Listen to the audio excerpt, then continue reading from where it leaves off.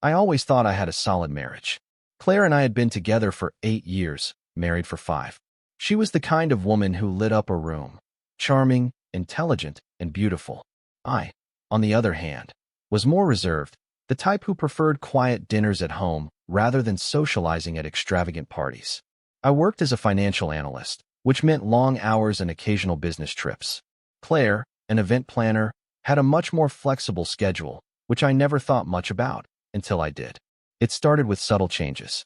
She was always on her phone, texting more than usual. When I walked into the room, she'd turn the screen away or quickly lock it. At first, I chalked it up to work. After all, she planned weddings and corporate events, so constant communication made sense. But then came the late nights. Claire had always been a night owl, but now she was working late, coming home past midnight on random weekdays. When I asked, she dismissed my concerns with an easy smile. "Work is insane right now, babe. The client keeps changing things last minute," she'd say, kissing my cheek as she tossed her purse on the counter. I wanted to believe her. I really did. But then I found the receipt. One Friday evening, Claire had left her purse on the kitchen table, something she rarely did. I wasn't the snooping type, but as I reached to move it aside, a crumpled receipt fell out. A hotel bar, the Grandwood Hotel. Last night. My stomach clenched. Claire had told me she was working late at an office downtown, not anywhere near the Grandwood. I stared at the receipt, my pulse hammering. Maybe there was an explanation. Maybe she had a work event there. Maybe. No, I wasn't going to gaslight myself. Something was off. That night, I couldn't sleep. I lay beside Claire, listening to the rhythmic rise and fall of her breath, while my mind churned with possibilities. The next day, I decided to do something I never thought I would, follow my wife. The opportunity came sooner than I expected. Claire mentioned a late client meeting on Monday evening. I played it cool, nodding, pretending not to care. But as soon as she left, I grabbed my jacket and followed her. She drove downtown, taking a different route than she normally would. I stayed a few cars behind, my heart pounding. When she pulled into the parking lot of the Grandwood Hotel, I felt like I'd been punched in the gut. I parked on the opposite side and waited, watching as she stepped out of the car, adjusting her dress. A moment later, another car pulled up, a sleek black sedan. A man stepped out. Tall, fit, dressed in a tailored suit. He had the confident air of someone who was used to getting what he wanted. He leaned in and kissed Claire. I gripped the steering wheel so hard my knuckles turned white. My wife was cheating on me. I wanted to storm over there, demand answers, start a scene, but something stopped me. Instead, I pulled out my phone and started recording. Claire and the man, who I would later learn was named Mark, an executive at some tech firm, walked into the hotel together. My stomach churned, but I forced myself to stay calm. I had what I needed. But I wasn't going to confront Claire, not yet. No, I had a better idea. The drive home felt surreal. My hands gripped the wheel, but my mind was miles away, replaying the scene over and over. Claire, in her elegant black dress, leaning in, kissing another man like it was the most natural thing in the world. The way they walked into that hotel together, no hesitation, no guilt. I felt a sickening mix of rage and heartbreak clawing at my chest. But I swallowed it down. If I confronted her now, she'd deny it, twist the story, maybe even gaslight me into believing I was the paranoid one. No, I needed more. And I needed to be smart. The plan begins. I spent the next few days gathering intel. Claire thought she was clever, but her routine was predictable. I installed a GPS tracker on her car, small, undetectable, and linked to an app on my phone. I went through our shared phone bill and found unfamiliar numbers. With some quick online searches, I confirmed what I suspected. One of the numbers belonged to Mark Thompson, a senior VP at a tech company that frequently worked with event planners. I also found his social media. Perfectly curated posts, a devoted businessman, a luxury lifestyle, but no public mention of a wife or girlfriend. If he had a significant other, he kept it private. The next step was painful but necessary. I needed solid proof, so I hired a private investigator. It was expensive, but I didn't care. Within days, he provided me with time-stamped photos of Claire and Mark together, dinners, hotel meetups, even a weekend trip I thought she had taken with her best friend. There it was. Irrefutable evidence. Now, it was time to turn the tables. Getting close to Mark. I knew exposing Claire wouldn't be enough. I wanted to make sure she lost everything. And for that, I needed Mark. I needed to find his weakness, the thing that would make him turn against her. Using LinkedIn, I found out Mark's company was hosting a networking event at an upscale bar downtown. I made sure to be there. Dressed in a sharp suit, I approached Mark while he was mingling with a group of executives. "Mark Thompson, right?" I said smoothly, extending my hand. He turned, flashing the kind of polished smile that came with years of boardroom meetings. "That's me." I introduced myself, spinning a story about working in finance and looking to make high-level connections. He was surprisingly easy to talk to, confident, charming, but with an underlying arrogance. Over the course of the evening, I kept the conversation flowing, buying drinks, laughing at his jokes, and subtly steering things toward personal matters. Then, I dropped the bait. "You must have women lining up for you, man. You're successful, got that whole alpha male thing going," I said with a smirk. Mark chuckled, sipping his whiskey. "You'd be surprised. Some women are a bit complicated." "Complicated how?" He hesitated, then smirked. "Let's just say, not all relationships are built on honesty." "Bingo." I played dumb, nodding along. "Man, I hear you. People always have secrets." He sighed, then leaned in slightly. "Yeah, no kidding. I've been seeing someone, she's married." I feigned surprise. "No way. Does the husband suspect?" Mark chuckled darkly. "Not a clue. She tells me he's completely in the dark. But to be honest, I think she's hiding stuff from me, too." I kept my expression neutral. "What makes you say that?" He exhaled. "I don't know. Sometimes, things don't add up. She disappears at weird times, avoids introducing me to her friends. It's like, she enjoys the secrecy more than the relationship itself." His tone had shifted slightly, a hint of doubt creeping in. That was all I needed. Planting the seed of doubt. Over the next few weeks, I made sure to keep in touch with Mark. We'd grab drinks now and then, talk business, and I'd casually steer the conversation back to relationships. Each time, I'd nudge his doubts a little further. "You ever wonder if she's playing both sides?" I asked one night, swirling my drink. He frowned. "What do you mean?" I shrugged. "I mean, if she's lying to her husband, what makes you think she's not lying to you?" The thought visibly unsettled him. Then came the final piece of the puzzle. I sent him an anonymous message from a burner phone. "Claire isn't as loyal as you think. Check her texts from last Saturday night." I knew that was the night she had told him she was working late, while she was actually out with a friend. Nothing scandalous, but I knew Mark would confront her. And he did, watching it all unravel. A few days later, Claire came home furious. "You won't believe what happened," she fumed, tossing her bag on the couch. I feigned concern. "What's wrong?" "Mark thinks I've been lying to him. He accused me of seeing someone else." I barely held back my smirk. "Why would he think that?" "I don't know," she snapped. "He's being paranoid. He started questioning me about where I was last weekend, demanding I show him my messages. When I refused, he said he didn't trust me anymore." I let out a slow breath. "Wow. Sounds like he's not as perfect as you thought." Claire shot me a sharp look, but didn't respond. I could see the gears turning in her head. Mark was slipping away, and she had no idea why. A few days later, I checked her messages while she was in the shower. Mark had gone radio silent. Her last texts were desperate. "Claire, babe, why aren't you responding? Claire, can we talk? I feel like we're not on the same page." "Claire, Mark?" No response. I had done it. I had planted the seed of doubt so deep that Mark now saw her as the manipulative liar she was. And Claire? She was spiraling. The final blow. One evening, I decided it was time. I sat Claire down, setting my phone on the table between us. "I know," I said simply. Her face paled. "Know what?" I tapped my phone screen. The video I had taken of her and Mark outside the Grandwood Hotel played in perfect clarity. Her hand flew to her mouth. Where did you?" I cut her off. "You've been lying to me for months. And guess what? Mark doesn't trust you anymore, either." Her eyes widened. "What?" I leaned forward. "Yeah, he thinks you're playing him, too. And he's right." Tears welled in her eyes. "No, it's not like that. I love him."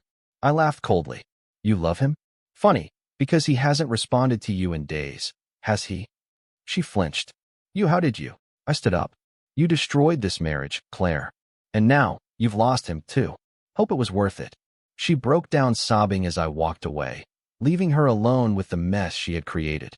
Claire sat frozen, her breathing uneven, as the weight of my words settled in.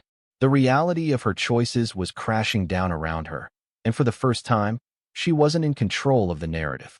I stood across from her, arms crossed, watching as she crumbled. You, her voice cracked. You set this up. I arched an eyebrow. Set what up? You mean catching you sneaking into a hotel with another man? Or Mark realizing you were playing him, too? She looked away, her hands trembling in her lap. I wasn't playing him. I scoffed. Oh, really? You've been sneaking around behind my back for months, lying straight to my face. And now, the one person you threw everything away for won't even talk to you. I shook my head. Ironic, isn't it? Her face contorted with anger, shame, and something else, desperation. I can fix this. I leaned forward. Fix what? Your affair? Your lies? Mark has already seen through you, Claire. You're toxic, and he wants nothing to do with you. Her nostrils flared.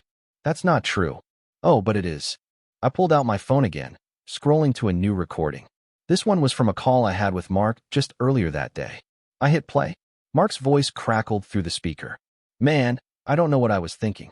She's a liar, through and through. She lied to her husband, and she probably lied to me. I don't need that kind of mess in my life. Claire's expression shattered. She's desperate now, Mark continued. She keeps texting me, but I'm done. I told her not to contact me again.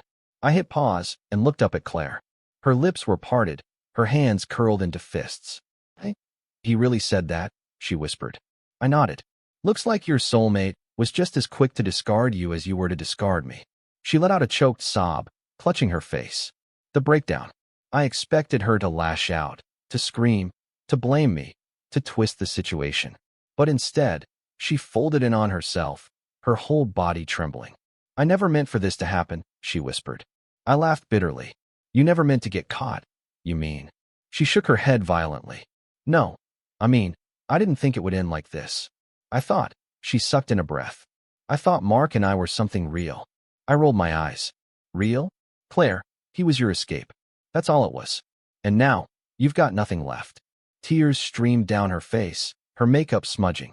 She looked so different from the composed, confident woman she usually presented herself as. Now, she was just lost. She suddenly reached for my hand. Jason, please. I yanked away. Don't. Her breath hitched. I know I messed up, but...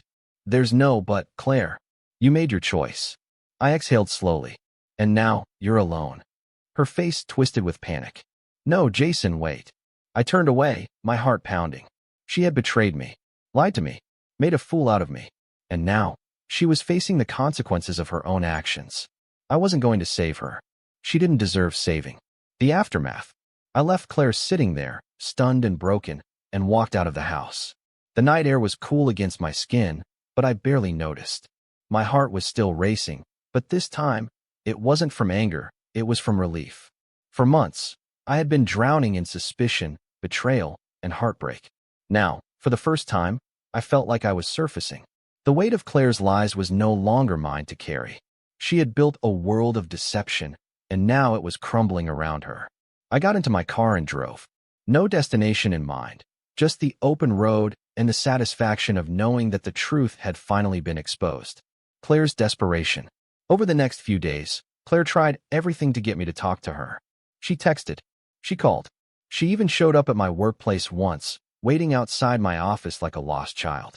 I ignored her. Then, the messages became desperate. Claire, Jason, please. I made a mistake. I love you. I can't lose you like this. Claire, you set me up. You turned Mark against me. That's not fair. Claire, I'm sorry. I don't know what else to say. Please, just talk to me. It was pathetic. She wasn't sorry for cheating. She wasn't sorry for betraying me. She was sorry for getting caught. Sorry that her perfect little fantasy had fallen apart. She wasn't reaching out because she loved me. She was reaching out because she had nothing left. Mark's final words. Surprisingly, Mark reached out to me, too. Mark, hey man, I know we're never going to be friends, but I just wanted to say, I get it now. I was an idiot. She played me just like she played you. I debated whether to respond. In the end, I did. Me? Yeah, you were. But at least you figured it out before it was too late. Mark and I would never be cool again. But there was something satisfying about him realizing the truth. Claire had lost both of us. She had no husband, no affair partner, nothing. Filing for divorce. A week later, I met with my lawyer. I wanted a clean break. Claire had cheated, lied, and manipulated me for too long. I wasn't going to waste another second being tied to her. When she was served the divorce papers, she called me in tears. "You don't have to do this," she sobbed. "We can fix this. Please, Jason, don't throw everything away." I almost laughed. "I'm not the one who threw everything away, Claire. That was you." She kept crying, but I ended the call. I was done. I wasn't angry anymore. I wasn't even sad. I was just free. And damn, did it feel good. The final goodbye. Claire didn't stop trying to contact me after the divorce papers were served. She sent long, emotional emails, left voicemails, some begging, some angry, and others shifting between the two. I ignored them all. Then, one evening, she showed up at my doorstep. I hesitated before opening the door, but something in me wanted to see her one last time, to see how far she had fallen. Claire stood there, looking nothing like the woman I had once loved. Her usually perfect makeup was minimal, dark circles under her eyes. Her hair was tied back hastily, and she looked like she hadn't been sleeping well. "Jason, can we talk?" she asked, her voice quiet. I leaned against the doorframe, crossing my arms. "What's left to talk about?" She swallowed hard. I just wanted to say I'm sorry. For everything." I said nothing. She shifted uncomfortably. "I know I messed up. I lost you, I lost Mark. I lost everything." She looked down. "I was selfish. I hurt you. And I don't expect you to forgive me, but I needed you to know that I regret it." I watched her carefully. "And what exactly do you regret, Claire? The cheating? The lying? Or just the fact that your whole plan blew up in your face?" Tears filled her eyes. "All of it." I sighed. There was a time when hearing Claire say she regretted it would have meant something to me, would have given me hope. But now, it just felt like empty words. "I appreciate you saying that," I said, my voice calm. "But it doesn't change anything." Her lips trembled. "Jason, please, is there really no way back from this?" I shook my head. "No, Claire, there isn't." She let out a choked sob, nodding slowly. "This is what you chose," I said softly but firmly. "Now, you have to live with it." She wiped her tears quickly, composing herself. I hope one day you'll be happy again." I gave a small nod. "I already am." Claire flinched at my words. She lingered for a moment, as if hoping I'd change my mind. But when I didn't, she turned and walked away. I didn't watch her go. I just closed the door. Moving on. The divorce was finalized a few months later. Claire didn't try to fight it. She knew she had no leverage. I got to keep the house, my finances remained intact, and more importantly, I was finally free from the toxicity of my failed marriage. Word got around that Claire had trouble finding stability after everything. Mark never took her back, and she bounced between temporary places, trying to rebuild a life that she had destroyed with her own choices. Did I feel bad for her? No. Actions have consequences. She made her bed, and now she had to lie in it. As for me, I was thriving. For the first time in years, I focused on myself. I traveled. I reconnected with old friends. I threw myself into my work, but not in an obsessive way. This time, I was working for me, not for someone who took me for granted. I met new people, laughed more, found joy in the simple things. And most importantly, I learned a valuable lesson. Sometimes, losing someone is the best thing that can happen to you. The ultimate victory. One day, months later, I got a final message from Claire. "Claire, I know you probably don't want to hear from me, but I just wanted to say that I hope you're doing well. I really am sorry for what I did. I wish things had turned out differently." I read it. Then I deleted it. No response. No anger. Just silence. Because at the end of the day, she was the one who lost everything. And me? I had gained something far more valuable. My freedom, my peace, and a future that was finally mine.